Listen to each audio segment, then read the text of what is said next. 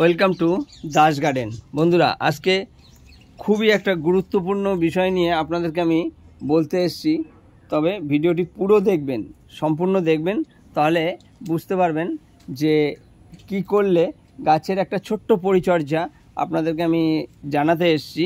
সেটা হচ্ছে কোনো গাছের গোড়ায় আপনারা কিন্তু ভুলেও কোনো আগাছা বলতে গেলে এই যে দেখতে পাচ্ছেন আমার এই আম গাছটার গোড়ায় কিন্তু এই যে আগাছা হচ্ছে, ঘাস হয়, আরও দেখাচ্ছি।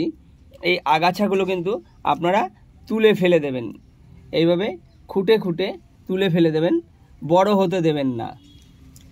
কোনো টবে আগাছা হতে দেবেন না। এই আগাছা হলে এরকম তুলে এক জায়গায় ফেলে স্টোর করবেন। এগুলোও কিন্তু আপনার জৈব যেটা কিচেন ওয়েস্টের সার বানাচ্ছেন, জৈব সার, তাতে আপনার কাজে লেগে যাবে, বাইরে ফেলার কোনো প্রয়োজন নেই।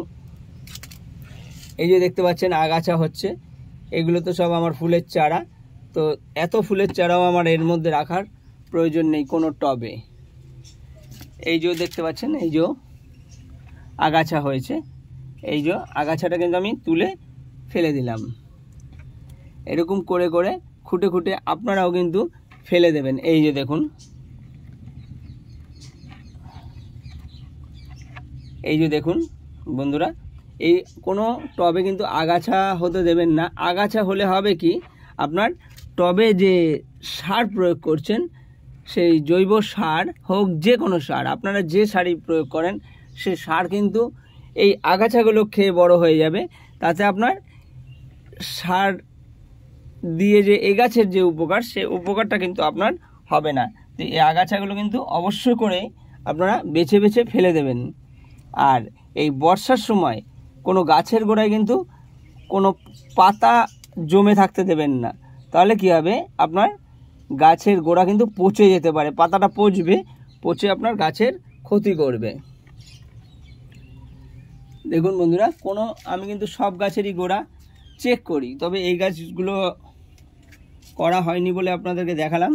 এই যে কোনো গাছের পাতা পড়েও যদি কোনো টবের উপরে পড়ে, ফেলে দেবেন। এই দেখুন আগাছা, এই যে আগাছা, কোনো আগাছা হতে দেবেন না।